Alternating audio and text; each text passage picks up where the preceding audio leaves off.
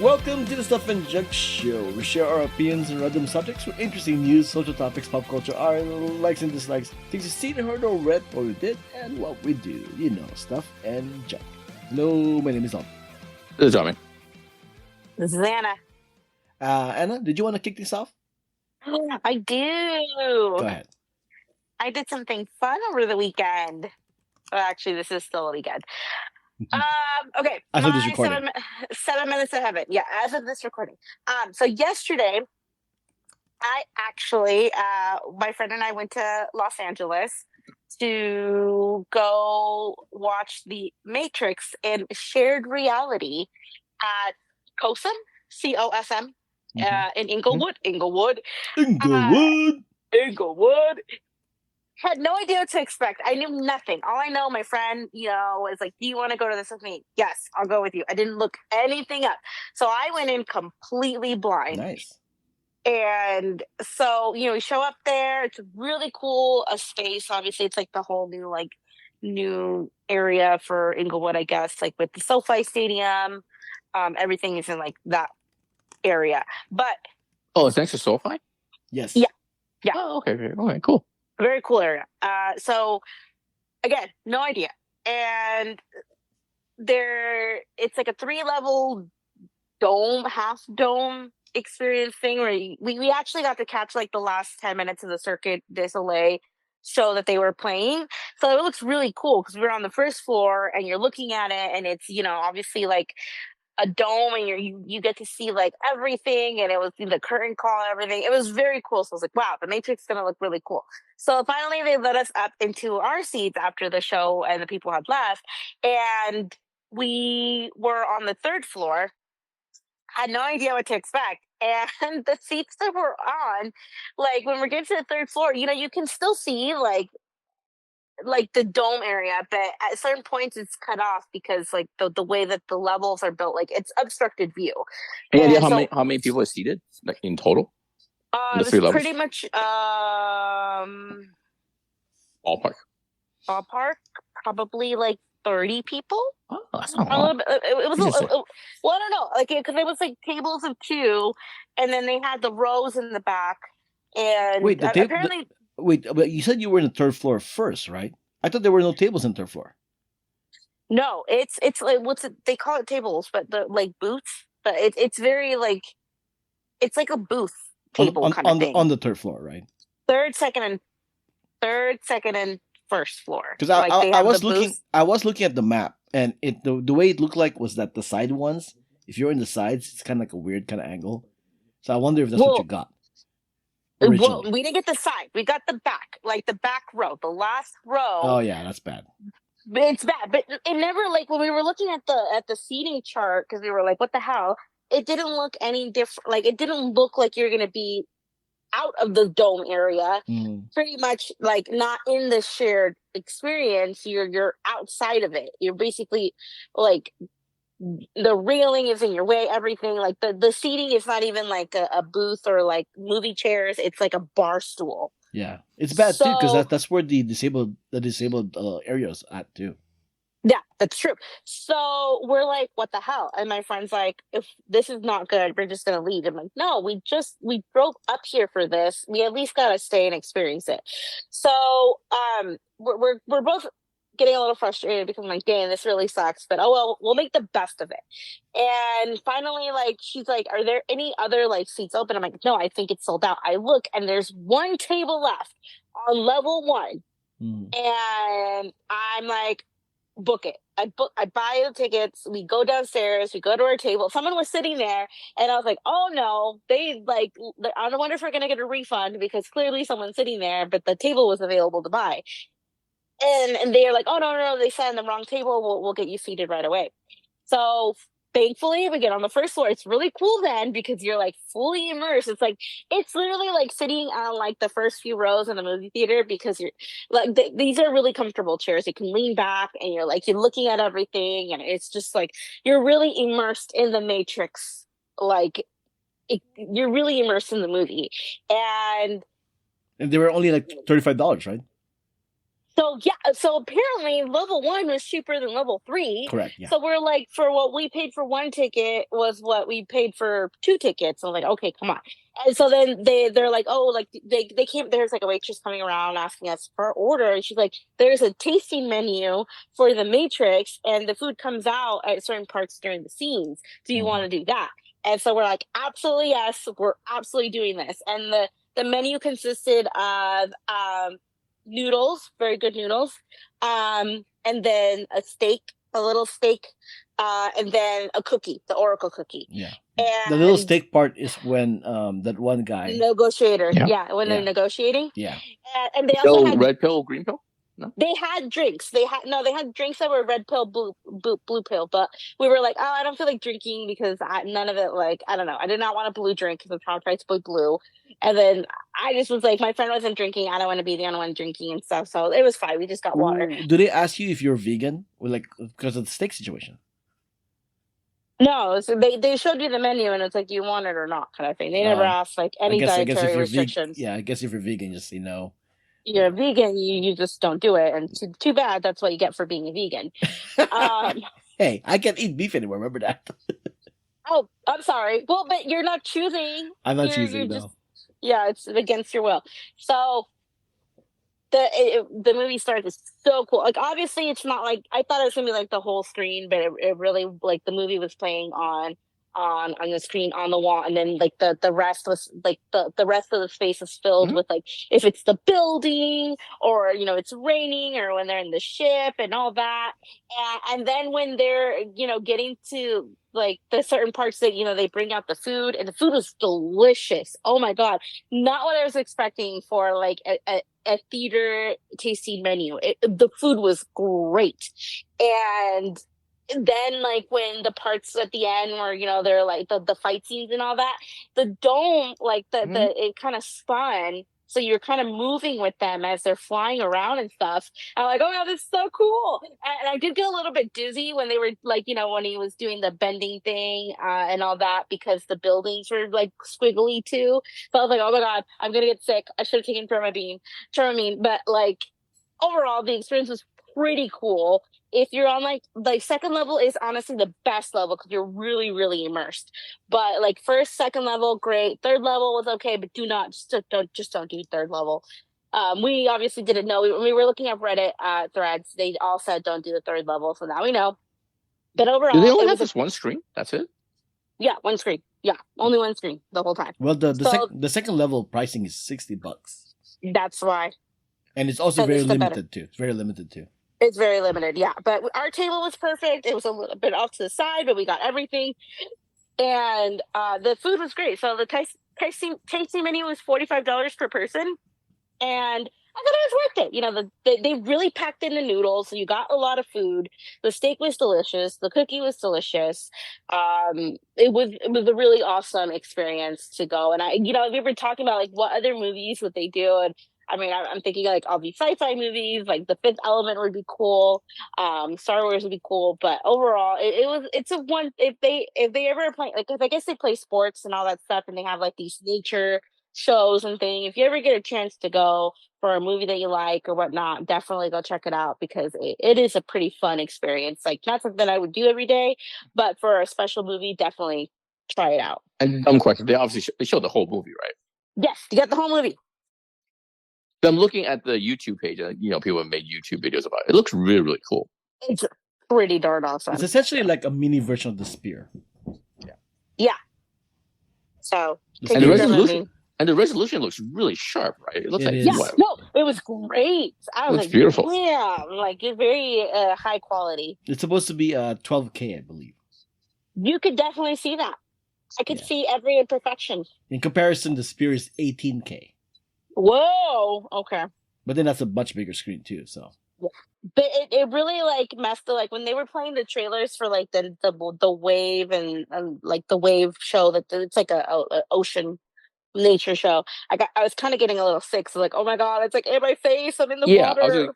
I was going to say they show the Matrix as a limited time only, right? Normally they show nature shows, circus stuff. Normally they do sports. Sports. Oh, okay. Yeah.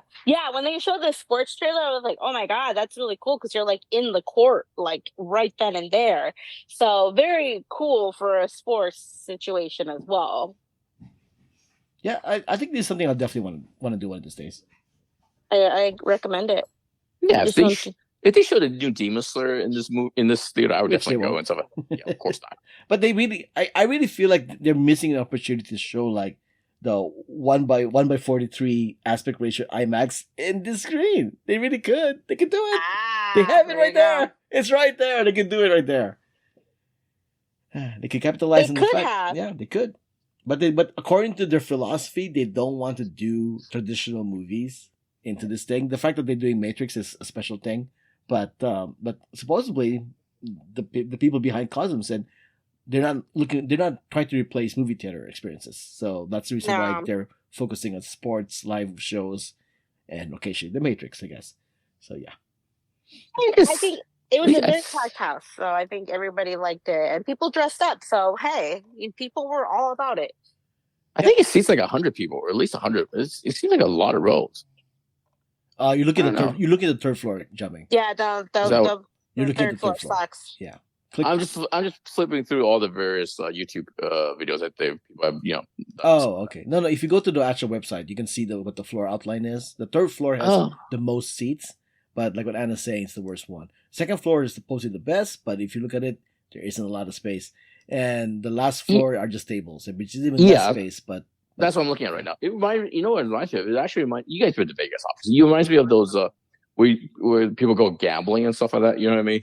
Like they have a big giant screen of and then just I don't know. It seems like a Vegas kind of a thing, really. But it looks really cool. It actually does look pretty dope. Yeah. You know what I mean? Well, Matrix is available till the end of August. It looks like because that's how far the calendar goes. If you want to go see it, Looks pretty cool. A lot of the weekend ones are running out of tickets already. So yeah. Right on. Right on. Anything you want to add to that, Anna? It was a great impulse. Yes. Again, I went blind, so if you can't go blind, then you know nothing, and you're like, "Whoa!" The whole time I was like, "Wow, wow, wow." But just to mention the cost again, the cost is like 35 plus. You probably spend another 30 or 40 on food and drinks, right? So just to break it down, for the level 1 table, it ended up being $77 total with everything for the table of 2, and then the tasting menu was $45. So I'm sorry, you pay by the table. Yeah, for that seating, yeah, you pay by a table. Oh, gotcha. And okay.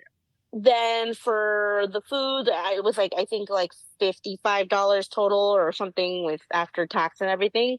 So yeah, I mean you're paying like close, under 100, but you're having it's an experience. You're never gonna do a tasting menu of the Matrix again, kind of thing. So why not? Looking at the quality of the screen, the size, I think that's worth it. I think that's what I mean.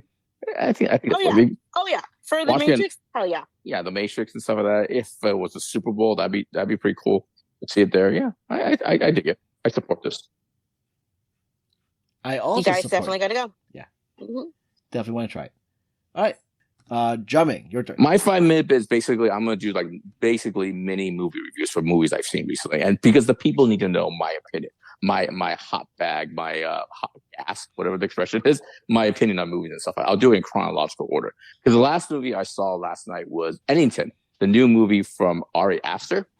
It's about it takes place in 2020, May of 2020, and it's about the COVID times in a small New Mexico town, I believe. It's New Mexico, right? Pedro Pascal. Yeah, since you mentioned Pedro Pascal, I'll tell you this. Pedro Pascal has been in 1 TV show and 3 movies I've seen this year. And he's always been the best thing in all 4 of the projects he's been. I'm going to assume he's the best thing in Fantastic Four. So I'm going to say he's 5 for 5. You know what I mean? He's really good in this movie and stuff like that. But the thing is, this is a 2.5 hour movie. The first hour, I wish I had COVID. You know what I mean? I wish I was sick. I had no idea what that. I had no idea what's going on here. But then around the 1 hour and 30 mark, Albert knows what I'm talking about. The movie takes a step up. You know what I mean? It becomes something completely kind of different, or something. It goes somewhere different directions, stuff like that. You know what I mean? But anyway, does that, and it's really good after that. But does it justify, or does it recontextualize the first hour to a point where I think this is a masterpiece or a great movie. I don't know. I'm still debating. But what I will say, I'm not debating this. I don't think it's a masterpiece at all. Yeah. I will say this though. As I was leaving the theater, as I was driving home, I was thinking about the movie. I was thinking about what he's trying to say, what we're trying to do, and I believe in my this is not a spoiler. In my heart of heart, I believe he's not having a laugh, but this movie is the Rorschach test. You know what I mean? How you discuss it, how you talk about these characters, and how the story unfolds, all the twists and turns and stuff like that. It says more about you and your what do you call it? Your beliefs, your innate beliefs, you know what I mean, than anything else. You know what I mean? And then when I got home, I went on the YouTube page and look at how people talk about the movie, the ending. You know how YouTube is and stuff like that. It shows that. You know what I mean? So that's why I found very interesting. That's why I found the last hour and a half very, very fascinating. Stuff like that. How people discuss the movie, how people think about it, tells you what their leanings are. You know what I mean? You know what I mean? So yeah, it's a very interesting movie. In the same way, The Materialist is a movie where I like talking about, thinking about it, but the experience of seeing it was maybe not that great or not that pleasurable, I guess. You know what I mean? So that's what I would say about Ennington. You know what I mean? So that's one. I would say this. Ennington is a lot of people complain about Beau is Afraid for being too esoteric and strange. That's me. You're talking about me. Just say my name. This one is not as esoteric and strange, but it's still kind of esoteric and strange. It's just not as much as Beau is Afraid. Beau is Afraid is just a mind F. But this one... the thing about Beau is Afraid, the thing about Midsummer, and the bit about Hereditary, all three of them are kind of more internal about Ari Aster's internal whatever thing he has going on. This one is more of a wider view of Americana. But it's still very kind of very Ari Aster, very esoteric. Well, the difference here is that in Midsummer and with Hereditary, the narrative is easier to grasp. You can watch the movie from point A to point B to point C. Beau is Afraid just kind of goes all over the place in the narrative, and so does this one. The thing with Beau is Afraid is it's 3.5 hours. That's way too long, and also about a minute. I'm not about an hour. I figured out what the ending was, and I just shouted it in my head like, "Oh, you're doing a blank" and stuff like that. You know what I mean? Without spoiling and stuff like that. You know what I mean? But still, but anything, it's a very much worthy of discussions. I think it's very interesting. Yes, especially how people interpret it, how people think about it, and stuff like that. People, the way they talk about what's his name? Joaquin Phoenix's character and stuff like that. Right. How they kind of, you know what I mean? It's like given what he does in the movie, I was like, what? Like I said, I went on these YouTube pages. I was like, what are you talking about? I was like, what's going on? So that revealed, like I said, your leanings in life. You know what I mean? How you view that character in particular and what he does. Well, it's very America because everybody is still deciphering what their opinion is about 2020. So there is. I mean, halfway through the movie, I'm like, this is 2020. Why am I forcing myself to experience this again? Mm-hmm. So That's like I said. That's why I saw the first. That's why I thought the first hour. I was like, "What the hell am I doing here?" I was here before. I was here already. Like, what are we doing? Like, what's going on? But it's a interesting movie. I'll give him that. Shout out to Ari Aster. Okay. The other movie I saw this weekend was I Know What You Did Last Summer. And let me tell you something. I regret seeing this movie because this is just a bad movie. I want these slasher movies you usually have someone you cheer for. I didn't cheer for anybody. I want everybody to die. I was hoping, you know what I mean? I want everybody to die, including me. Well, that's also a Rorschach test and how you handle with Gen Z's, Jiaming. If you want to see a Gen Z kind of if you want to go that direction, go see Finn Wolfhouse's movie. Wolfgang? What's his name? What's his Finn Wolfhard? Yeah, that's his name. Are you sure it's Wolfhard? Is it? Are you sure? Finn Wolf something? Anyway, he did the Wolfhard. Yeah, there you go. What was his movie? Summer Camp, right? Yes. Yeah. Just watch Summer Camp then, because this one is just dumb, man. I know what you do. It's just dumb reboot of what do you call it? Of the 90s slasher movie, and then Freddy Fitzgerald can't act, man. At least not in this movie. He was terrible and stuff like that. Yeah, it's fine. I mean, the movie doesn't ask a lot from their actors in the first place, so it's fine. It's just dumb. The only one that I saw that was going way beyond what she needed to was Madeline Klein. You can't mention her name. Why not? It's a surprise. Wait, what'd you say? Madeline Klein. Oh no. I mean, I would think that's the something- other person, yeah, she's spectacular in that She's scene. spectacular. But point is that She knows how to deliver these kind of dialogue and make it yes, interesting. but the point is that out of the main cast, the blonde chick is the one that actually seemed like she knows what she's doing in terms of what kind of movie this is. Mhm. But the movie itself felt like a movie that should have gone straight to video in the 90s in the first place. So whatever. Yeah, it's not very good. I'll give them this though. The mid credit sequence was pretty lengthy. It was surprisingly lengthy. Yeah, I just supposedly there's an end credit one, but I hightailed out. No, there's no end credit from what I understand. Oh, okay. Just the mid, All right. just the mid credit sequence. But yeah, the movie's fine. I mean, I wouldn't recommend it, but it's not horrible. It's just fine. It's just dumb, man. Speaking of disagreements and stuff like that, apparently, the box office. I have a disagreement with the box office. I have a disagreement with Cinema Score. I have a disagreement with Rotten Tomatoes critics and stuff like that for the next movie, and that's Superman that came out last week. You know what I mean? I agree with you. I'm with you. I don't understand this movie and its Oh my appeal gosh. to its audience, some of that. Because the thing is, after I watched the movie, I enjoyed. It's not like a bad movie, but I was just bored and disappointed and uninspired. I told Albert this, but I went back when I came home. I went back and watched Guardians of the Galaxy 3 just to like, okay, hey man, am I crazy? James Gunn is super talented, right? I watched Guardians of the Galaxy 3 in its full, man, and I cried all over again, like it was 2 years ago and stuff like that. You know what I mean? And that one has so much imagination, has so much interesting plotting, characterization, and Superman had none of it, man. It was uninspired. The set pieces were bad. The dialogue was characterization inconsistent. Come on, it's not a good movie. Come man. on. It's not a bad movie. It's not a good movie, man. Come I don't get it. You're I don't way too harsh on it. Make a better movie, man. No, they're like people who like it or overhyping it. They're just trying so hard. I'm not the guy who overhyped it. I really enjoyed it, but I'm not telling everybody to like it. No, but it's like you guys are just trying to. You guys are forcing yourselves to say you like it because you guys want James Gunn to succeed. No, which that's not I at don't all. understand. I don't understand why. How James dare Gunn you gets think that's so what? much How dare you think that's my intention? No, I understand actually you. genuinely I enjoyed the understand- movie. What part when Supergirl showed up? No, I like the Like, whole there was- thing. I like nothing the enjoyable. I like the comic book ness of the movie. It just kind of just throws you into the whole situation like a comic book. And I like the fact that Superman isn't like the most powerful being in the world, which kind of is, but at the same time he actually gets That's hurt. the whole purpose of being Superman. You're the strongest. Think Oh my about God, He keeps getting his butt kicked. think about when he does get hurt. There's a legitimate reason why he gets hurt. Without there's spoiling the movie. There's kryptonite. No, not all that. It's not all that. Because there are parts of the movie where he gets hurt Not my Superman. This Superman's weak. Well, He is so weak look, AF. he's not my Superman either. But point is that I enjoyed the movie. I was looking forward to seeing it a second time after watching the movie. You know what I went? I went to go watch Man of Steel and I felt better.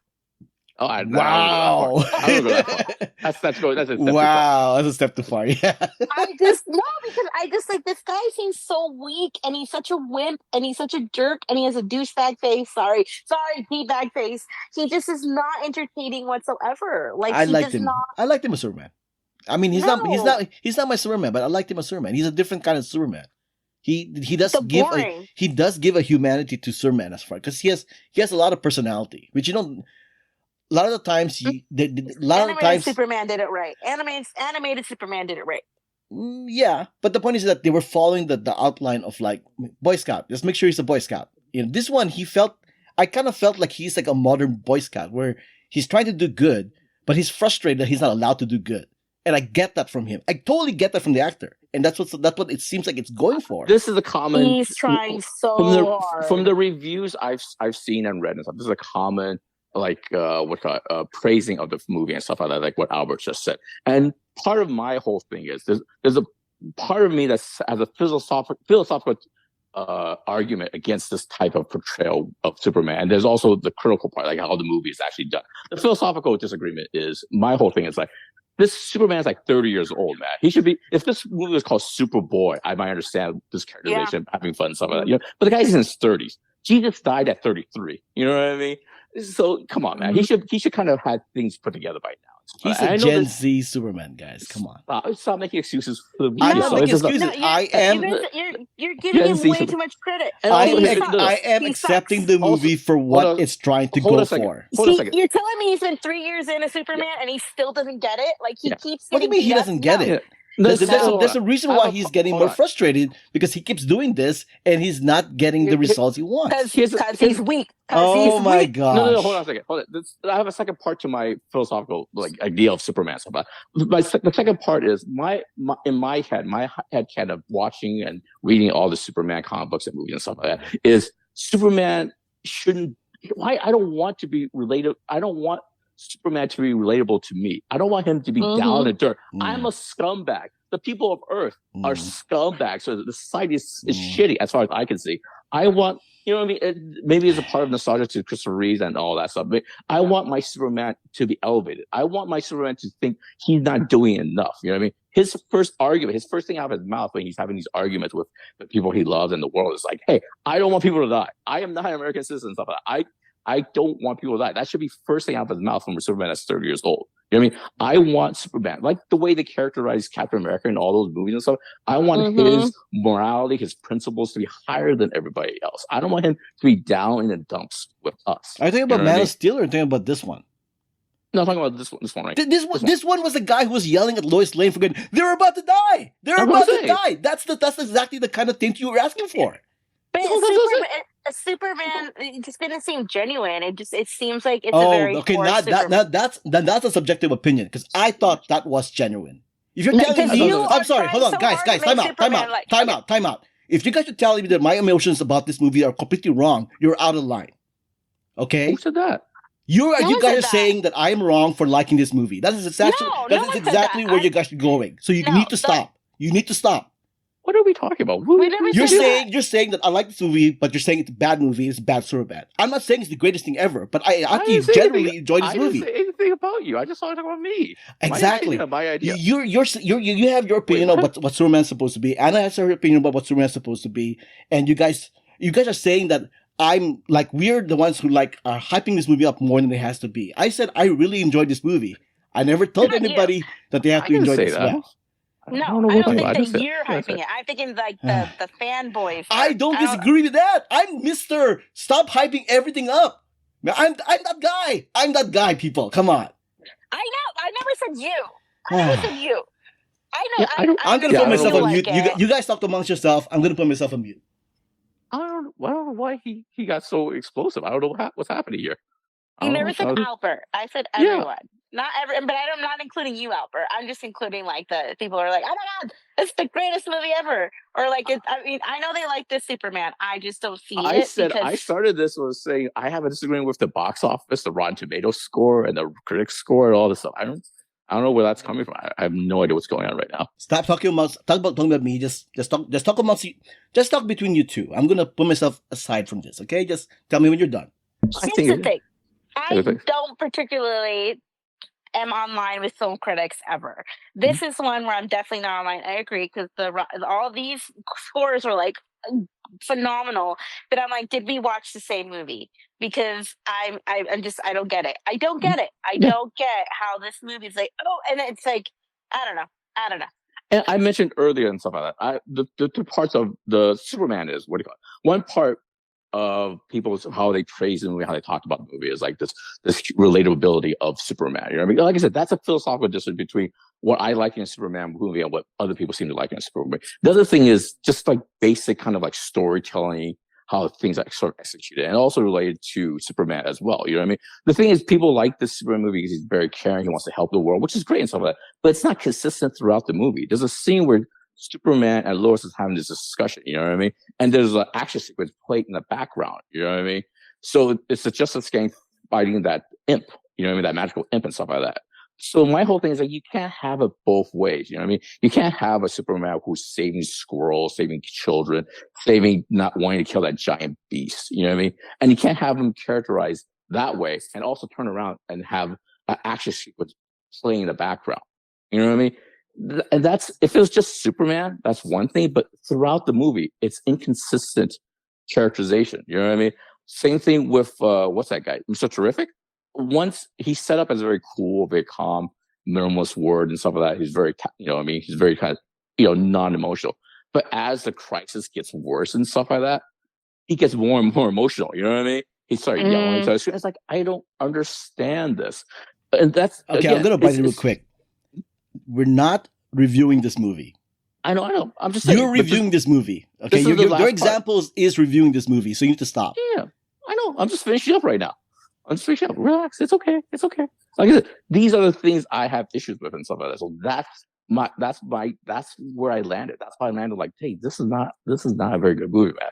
This is not very well thought. It's not very well. I disagree on both of your points, by the way, but whatever. So yeah.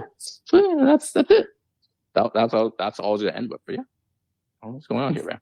I think that for me, it's just people or critics are really on the James Gunn boat, and while I can admit that he has talent, I just don't know why we have to put all our eggs on this basket. Like, I don't know where you're getting the impression, Anna, because in fact, a lot of people want James Gunn to fail. This was the movie that I've seen recently. Not since this movie came out, but before this movie came out, a lot of people wanted him to fail. Okay, me too. The people and who I still do. not just the Snyder fans, but people in general. I don't think you should say that, Anna. You don't want any movie to fail and stuff. But I don't. I'm so mean. I'm hating on but this every too much. movie you go in, whether it's a big studio movie or it's a cheap independent movie, you want to see a good movie. Your job, not your job, but you go in with an open mind. You know what I mean? You're supposed to go in with an open mind and, hey, just like to experience the movie and stuff like that, because it's your time, it's your money and stuff like that.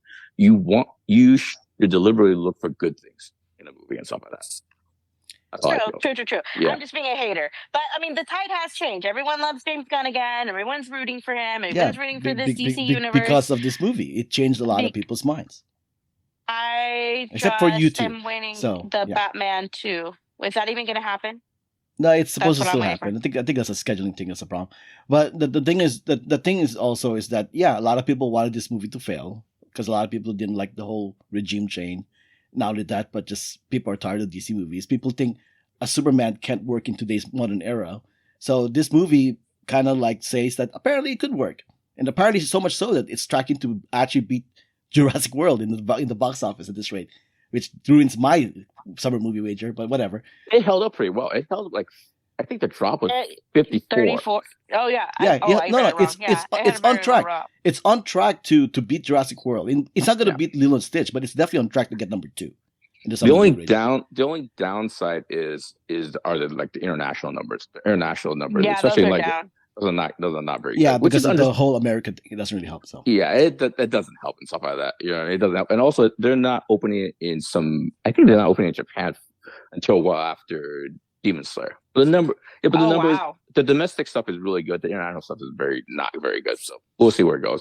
And the last movie I saw, the last one I'll finish up with is Jurassic World. I do want to mention Jurassic World because I talked about I've shitted on all the Jurassic World movies that's been released during this podcast history. Wait, we haven't talked about Jurassic World?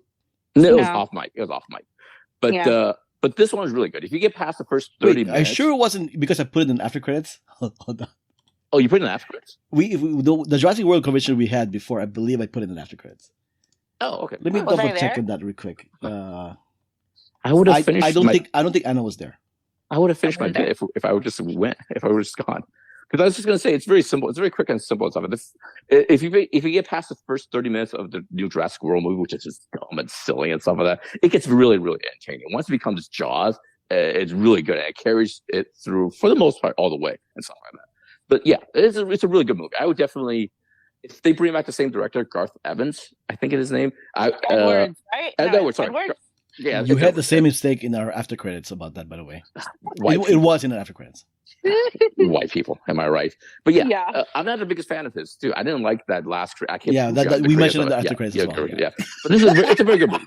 It's a very good movie. I like it a lot. Yeah, it was pretty fun.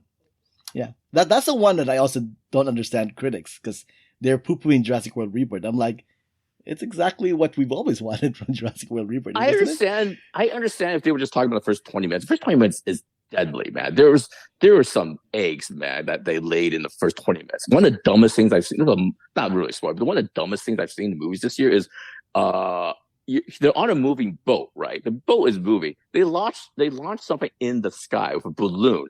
and that thing Yeah. comes down Yeah. exact same spot. Yeah. Like Yeah. if Isaac Newton would be spinning his grave right now if he saw that thing. It's like Yeah. I don't think that's how physics works. Yeah, You know what I mean That's that just dumb. was an exciting scene. I'll give you that much. But yeah, It was when that happened, I'm like, yeah, it's not gonna work that way. And the other little movie kind of nerd thing I want to mention is I don't know. I don't. Yeah. Go ahead. Yeah. Anyways, but yeah, that's the one where I didn't agree with critics. They said they wanted more than what we got, and I'm like, you got more than what you got from the past 3 movies. How did that turn out? But yeah. Anyways, my little bit is you guys remember Zanga? Yes. Do I? Yes. The blogging thing, Zanga. So I was looking. Oh yeah, yes. Okay, I was looking for some kind of past picture or something that I posted a while back, and I'm like, I wonder if I have my Zanga. And I do have like some of my Zangas still available because of some kind of like a time thingy, time back or whatever they called it, where it kind of saved like somewhat of an archive situation. And I came across July 13, 2005. When I'm about 3 hours away from driving down to San Diego Comic Con. So it's a Comic Con vlog that I came across here. I tried to go to sleep, but this is my Christmas in July, and I guess I'm too excited. I actually listed down here stuff that I was looking forward to. So I thought it'd be like a little thing because this episode would probably be listened to around Comic Con time. Thursday, I have summer movie previews. Back when we used to have that, Anna, you remember that? Yes. It was just like a panel of trailers, nothing but trailers, right? There's also a panel here called Seducing Hollywood. I don't know what that's about. Friday, I have Warner Brothers in the morning, and that was on Friday. Now they do it normally on Saturday. Does it say which hall? Oh, Hall H. Oh, okay. So Hall H was always a thing. Yeah, so this was no Hall H. I think started like either that year or the year before. The Warner Brothers panel is for V for Vendetta, Harry Potter and the Goblet of Fire, Tim Burton's Corpse Bride, and The Fountain. Next panel here is advanced pilot screening for Supernatural. So first time I saw Supernatural was at Comic-Con. And then there was a Veronica Mars panel. And then there was a Disney Coming Attractions panel for Chicken Little, Sky High, Toy Story 10th Anniversary, Cars, and Pirates of the Caribbean 2. And then it ends off with Lucasfilm Presents Star Wars Spectacular. This is back when Fridays used to be Star Wars Day. So it always caps off the hall with Star Wars. Saturday, I have Warner Brothers again for Superman Returns. Superman Returns! Look at that. And then I had Paramount Pictures, A.M. Flux in the War of the Worlds. Kevin Smith at 1 o'clock, which is weird, right? Because he's always like end of the day kind of thing now. And then I had here Serenity and Slither for Universal. And then I got Underwood Evolution, Ghost Rider in the Fog for Sony. And Serenity is the one I'm thinking about, right? It's the one with Josh Whedon and Firefly, right? Correct. The Devil's Rejects presents the Comic-Con International Masquerade. On Sunday, movie trailers spark again. And then Rogue Picture presents Cry Wolf. I don't even know what that was. Okay, whatever. Universal Doom with The Rock. And then Walt Disney for the Chronicles of Narnia. And that's it. So, yeah, that's what Comic-Con looked like back 20 years ago. And it's not that much different than this year. So, yeah. I mean, it's cool to hear all those things and see how, like, what interesting panels I would have wanted to go back in the day. Yeah. I mean, that's what it hasn't really changed. A lot of people said Comic-Con changed, but it hasn't really changed that much. So, no. Especially from this 2000 era. It's 90s. Yeah, 90s was a completely different Comic-Con. But in the 2000 era, it's more or less the same. Around that time, I believe is my first con. Around that first time, because I remember I was there whenever they announced the Revenge of the Sith title. Because I remember they announced it in Hall H. I remember there was because I wasn't in the hall when they announced it. But as the news spread throughout the hall, a cheer went out throughout the hall. Like the nerds all started clapping or screaming, hooting, hollering, and stuff like that. You know what I mean? And that was also back in when you can have like they was promoting one of the Species movie. I think it's part 2 or something like that. And they had like a girl in a Species makeup, like in a glass booth or something like that. You know what I mean? Like in a bikini. These are all the little bits of memories I have of that. I remember that. I think there was also I have pictures of that. I bet you do. Well, you gotta keep it. You gotta keep it locked away. Oh, in case she did not look happy. yeah. It wasn't that. Where is she now? That's a deep dive someone should do. What happened to these girls? And also, I think it was either strippers or porn stars that also got paraded through the hall for some reason. I think it was a conflict. No, those were late 90s, early 2000.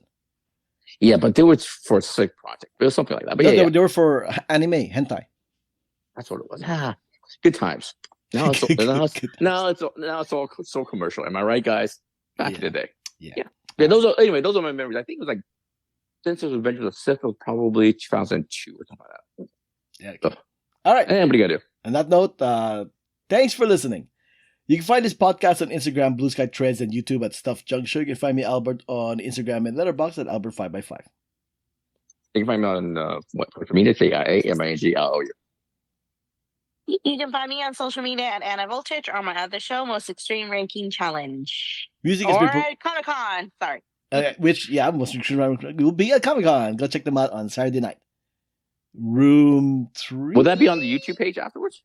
Here, actually, yes, it is. It's actually being recorded for YouTube. Oh, right on. I kind of want to make sure we get the right information for that. It is Saturday. Saturday, 8:30 to 9:30 p.m. in room 10. Room 10. There you go. And you guys are ranking the best active movie. Best geek franchises of all time with live punishments. Yeah. All right. Music has been provided by Gloomy June. Updates, contact info, ways to support us, and everything else is on the show notes found on whowhatwhereswhy.com. Before we go, let's give our 11 listeners some recommendations for this week. Jiaming. Oh man, we still have more podcasting. Good Lord. There's a TV show on Hulu called Such Brave Girls. It's a BBC show, I think. But anyway, Hulu has it. It's called Such Brave Girls. The premise is basically a mother, and she's living for two daughters. The two daughters, I think, are like in their early to mid 20s, and it's a British show, so they get cursed and stuff like that. But it's a comedy. It's a dark comedy and stuff like that. Because all three characters, including the mother, are completely self-destructive, complete narcissistic and stuff like that. And they just the point of the dynamic is like the three of them are bringing all three of them down. And it's but at the same time, it's as funny as F, man. I've seen the first 3 episodes and I laughed, like genuine big belly laughs, like a bunch of times throughout the 3 episodes. It's very, very funny. There's gross out comedy. There's also wordplay. There's also, there's a lot of stuff. And also the oldest daughter is the creator and stuff like that. And she's the creator and she's the writer. She wrote all the episodes. Her real life sister is the younger sister. And it's based on their life, actually. It's, you know what I mean? So that's why it gets very, very dark and it gets uncomfortably dark and brutal sometimes. I've only watched 3 episodes because you got to take time between episodes because, like I said, it can be pretty heavy. So yeah, but it's very funny. Such Brave Girls on Hulu. All right, Anna. I recommend watching The Matrix again because it actually holds up. I don't think that's an argument that The Matrix holds up. No, but don't listen to me. I only have 12K subscribers on my other YouTube show, so don't listen to me. I don't want to get into it, but it sounds like another. I don't want it to be another heated argument. I don't want another aneurysm situation. But does the plot? Maybe the plot is not the point, but does the plot of the Matrix hold up? Because I watch it every few years, and last rewatch I experienced the Matrix was like, if the plan is to free everybody from the Matrix, and how is that a good idea? Because they took so much time and so much resources just to cure Neo's character. Are they going to do that for the billions of people in the capsule? That's the general idea. Okay, that's a good point. That's the general idea, though. Yeah, but is that feasible? Is that a good plot? Is that a good strategy? That is up to you to decide. Because billions and billions of people are going to die, basically, because they don't have the resources and stuff like that. You know what? They don't get a choice between the red pill and the blue pill. Oh, well, hold on. Are we discounting the plot details from the sequels, or just we're just addressing the movie? There's sequels? Shut up. I don't talk about it. I actually enjoyed the sequels. Okay, so you mean that hippy dippy Woodstock? They're gonna take care of those billions of people and stuff like that. They can't take care of themselves. They can't take a shower by themselves. Anyway, there is a sequel. I am sequel defender, so whatever. But point is, but in terms of just the Matrix by itself, I mean that is the philosophical discussion at the end of the movie. So there's that. So yeah. It just struck me the last time I rewatched it. Like this plot point, like, hey, we're gonna free everybody. Everybody's gonna be free. Where are they gonna eat? How do we get to all billions of people and stuff like that when they pull Is out there the enough resources? Yeah, that's true. So but the reason I say, sorry, go. No, you don't. You go. But if you watch the sequence, you go, you know what? That's maybe the point because they might be still in the Matrix, and everything they're doing is still within the Matrix. I think the sequels actually do address that. The sequels actually do address that. Yeah. I actually don't remember any of the sequels. The sequels address that. So there. What memory hold it. I don't. What I'm saying is it holds up well is because it reminded me on how good movie soundtracks like they were like on point. Now, now they're okay, but like back then it's like, oh my gosh, like I forgot this song, man. Like, it was just kind of awesome to be reminded of like that era of how good the music, like they just nailed the energy and vibe. Everything was just awesome. So that's what I'm like, dang, it holds up. Because sometimes I'm like, oh my God, why'd you pick this song? But then here I'm like, yes, keep going. and springing off that, it was a very tactile time right now. I mean, obviously now you can still get Blu-rays and stuff like that, but back then, watching a movie and think about it and experience it after you leave the theater is a very tactile experience. You know what I mean? The Matrix was one of the first DVD movies, you know what I mean? And then you get the soundtrack on a CD and stuff like that, you know what I mean? So, and the going back to the DVD, you get a little booklet and stuff like that, and there was also a web page. It was a different era. It was a different era and stuff like that. Great time. Mm-hmm. I love that. I love remembering all that. Yeah, The Matrix was the movie that popularized DVD. That's for sure. It's also the movie that helped the PS2 sell a lot of units because that was the cheapest DVD player you could buy at the time. So what a moment. What a moment in time. I remember. I remember The Matrix when the first time I saw The Matrix was in the theaters, opening day actually, and a lot of it. This is about to be very geeky, I think, because this is my experience too. Go ahead. Well, no, I don't think it's geeky at all because when the trailers gatekeeping. Gatekeeping. Oh, because when the first trailer came out, like not a lot of people were interested. I, on the other hand, who's in, like me and Jiaming, or all of us actually, who are into this kind of genre stuff, we were like, that looks awesome. We got to see that, right? But the mainstream people were just like, not that interested. They think, oh, that looks like something that you will find straight to video, blah, blah, blah. But anyways, I was like into it. Me and my friends went to see opening weekend, kind of thing. And I was the guy who was going like, that was okay. Yeah. I was being a snob. I was being a snob because like, I saw Ghost in the Shell. I watch anime. I watch kung fu movies.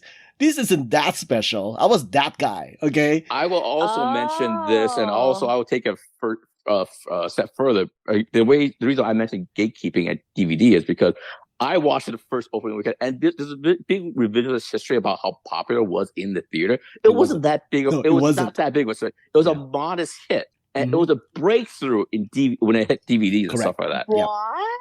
And then I said, I saw this in the theater. F you guys. I paid money. Oh, that's what you meant by gatekeeping? Yes. Oh, yeah. Then I'm a real fan. Gatekeeper, hipster mentality. I'm totally high-fiving Jiaming. That's right. Yeah. We saw it in theaters, but it opened up first time, not on DVD. Exactly. It does this revisionist history like everybody rushed their asses to the theater for Matrix 1. No.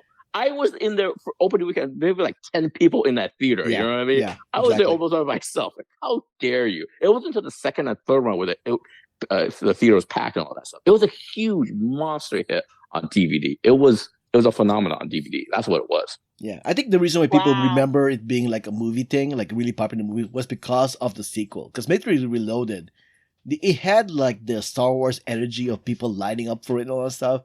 So, yeah, it was for the sequels. But the movie, when the first one came out, it was a very modest hit.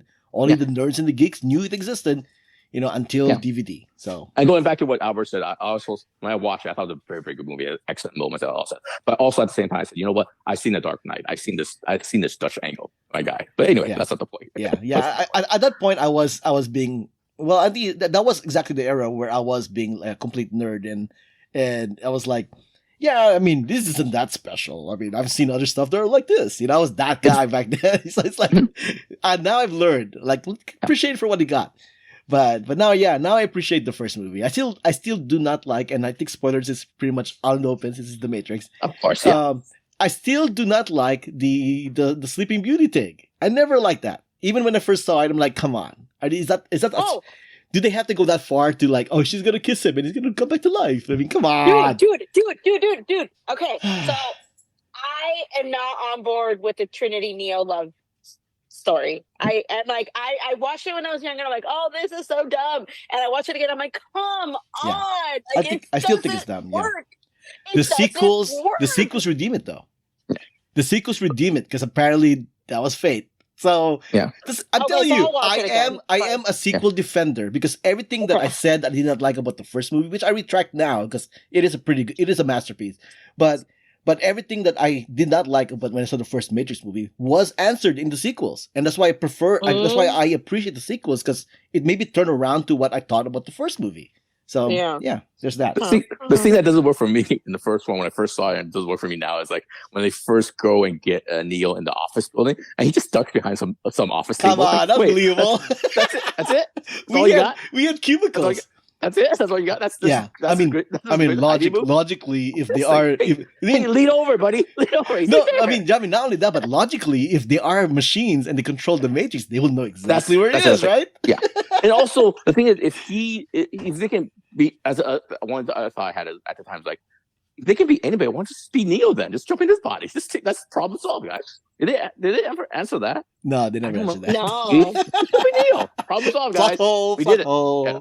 And there was a huge FedEx in this imaginary world. It's a huge FedEx product placement. But that's I know. I was like, wait, did they need product placement back then? And I will mention the plot detail or the plot hole I've discovered later on in life is the one I mentioned earlier, where hey, you're gonna wake up billions of people, like they're all gonna starve and die. I don't know what the point of all this is. So anyway, yeah. Matrix, I love you, buddy. Yeah, I mean that one, like I said, is answered in the sequels because the sequels gave people the choice. They can either stay in the Matrix or they can leave. So if 100 people to wake up, they're all gonna die. Still, they don't have the resources. But no. Well, the whole thing with Zion was that Zion was supposed to be the answer, Yeah. And people are just gonna they rather starve to death and be alive in the real world than be in the Matrix kind of thing. I'll take the stake. It's a philosophical argument, Jiaming. That's what I'll take the stake. Yeah. But I'll tell you, too much bad mouth on my part. The part with the deja vu, I know kung fu, all that stuff still works, man. Yeah. That was so cool. Oh, that's very cool. Forgot. Shout out to Matrix. Yeah. Matrix really good. All right, and my quick recommendations, they're really quick. If none of you are familiar, I think I mentioned this a while back, but I'll mention it again because it's Comic-Con week. I'll preface with this: if you're somebody who wants to get into comic books, because a lot of people nowadays they only do comic books through movies now, but if you actually want to get into comic books and you don't want to do Marvel or DC, my suggestion is go Image Comics, because Image Comics have a very good variety of stuff that you can read. And an easy way of getting into Image Comics is they have this service on their website called First Issues, right? Jiaming, are you familiar with this? No. So I'm kind of out of comic books. So on the imagecomics.com website, there's a section there called First Issues, which allows you to read the first issue of an Image comic. It's a huge catalog that they have available to read the first issues, and they go all the way back to Spawn 1. Okay, so very, very old. Holy cow! It's not. They don't have all of it. There are some Image Comics here titles that I'm noticing are not available for first issues. Mm-hmm. But they do have a lot. So if you want to get into comic books that isn't Marvel or DC, my recommendation, check out Image Comics and check out their first issues page on their website, and they give you access to read the first issue on the website. So it's a good resource to like browse around and take a look. And Walking Dead issue 1 is available here too. So I was gonna say Walking Dead, Invincible, these are all good. Invincible is available in this one too. Yeah.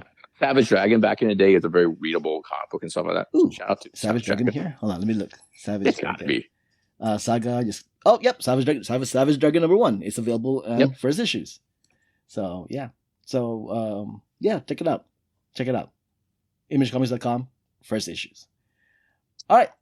And Straight Bullets. Straight Bullets is on it there. That's like one of my favorite comic books from the 90s. It's very much like if you wanted Pulp Fiction in a comic book form, Straight Bullets is pretty much your answer. Shout out to David Lapham, I think his name is. Yeah. He's also one of those comic creators that had a lot of opinions about the industry. So that's a lot of hot takes, man. Like, he's still around. I don't think so. He doesn't sound like somebody who would still be around. I haven't heard that name in a long time, man. Shout out to David Lapham, wherever you are. Straight Bullets back in the day was crack cocaine, man. Yeah, you're right. It was like Pulp Fiction. Comic book form. I still remember the very last panel in the very first comic book. It's the image that's in my head. Shout out to that. And that issue is in the first issues. Look at that. So there you go. Check it out. All right. This is a nice, very long episode. This was episode 892 of the Stuff and Junk Show. Thanks for joining us. Until next time, this podcast has been a Who What Proofs Why production.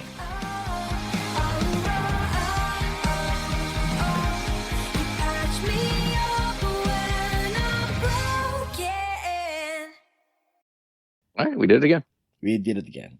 Sorry about getting heated about the Superman thing. Just I felt kind of oh my gosh, I'm sorry. I felt like I was being gagged up on as being the only guy here who liked it. Not you. I'm sure it's Anna's fault. I'm sure it's Anna's fault. I'm sure with my 12,000 followers. I'm sorry. To avoid any confusion, I was just like, you had your opinion, but I was saying that it kind of reflects other people's opinion. That's what I was not criticizing, but I was commenting on. It seems like the general opinion of this movie is such, and that's what I was targeting, not you specifically. No, never you. I mean, that's fair. I mean, like for the most part, I usually am never always in the side of the critics or just a general opinion.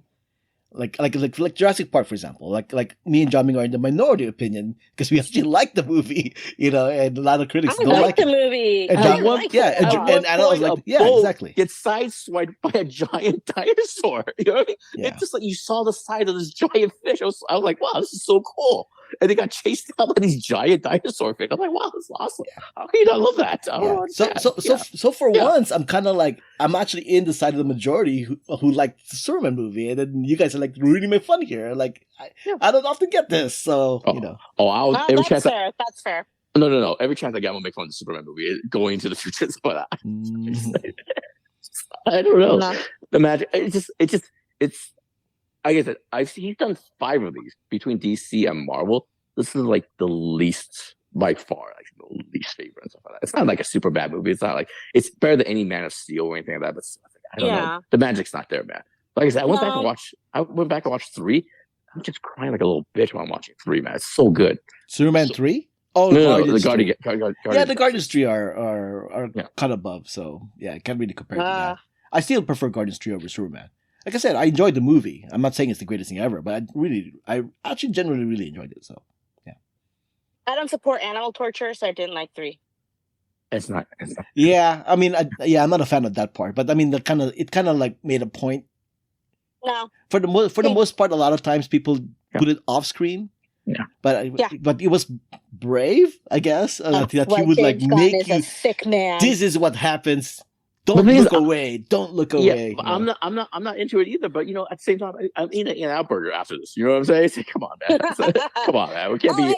We don't support In-N-Out anymore. I know. I saw that thing. I mean, if that was your case, or do you never go to Chick-fil-A then? Of course, I mean, the thing is, listen. Yeah, to live in your pocket is all I'm saying. No, okay. I haven't gone to Chick-fil-A in 2 decades. Okay, but so are you able to answer that question now? No, I mean, I've gone to Chick-fil-A, but I will say this. Actually, it's kind of funny. After everything that's happening, there was a Reddit thread in the San Diego thread about how there's an In-N-Out, particularly here in San Diego, that prays for you when you make your order. So why is this not on TikTok? I know. And I'm like, you know what? Chick-fil-A doesn't do this to me. They accept me as who I am, and they tell me, go on with your good day. But these people are praying for you in line. They're praying for you when you pay, and they pray for you when you get your food. I'm like, that's a little much. When I first saw the going back to the In-N-Out thing, when I first saw In-N-Out, it reminds me of this viral thing I saw of Bill Blur. I think he was on a talk show where he was doing some bit or something. Like he was mentioning, why are billionaires complaining so much? They're complaining the most. And they have the least to complain about. What is wrong with them? What is it about their life that they love complaining so much? Like, why is this shit complaining about California and stuff like that? This place is so hard to do business, but you're a billionaire because of this place. Like, I don't understand. It's a successful business. So what the heck? I don't know. If you they don't have to worry about anything.